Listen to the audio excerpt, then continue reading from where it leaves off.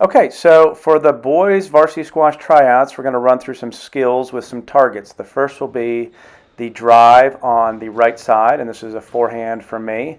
And you're going to be aiming for these blue rectangle taped off areas. I would use the service line as a good target on the front wall, and if it's going short, maybe hit a little bit higher or harder, or vice versa if it's lower. On the backhand side, it'll be the same thing. Make sure that your racket prep is up, and for these two target areas, we'll be counting how many you get in the space in a certain amount of time.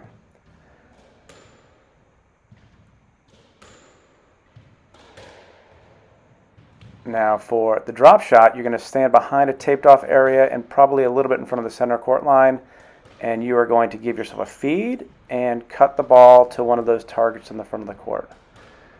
Lift and drop, feed and shoot. And I'm actually cutting with a little bit of spin on the ball, and so I'm coming at an angle to see if I can carve it into that rectangular space.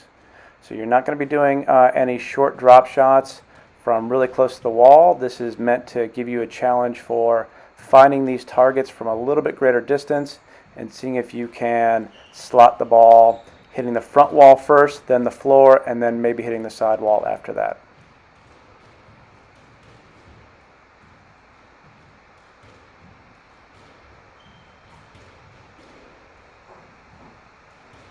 Now with the volley, aim above the service line and stand between the center court line and the taped off line. Keep your racket head up. The same will hold true for the backhand side. No frying pan hits. Make sure that racket head is up and not going from underneath.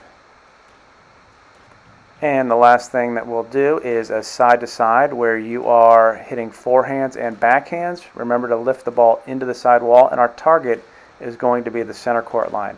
How many times can you hit that center court line?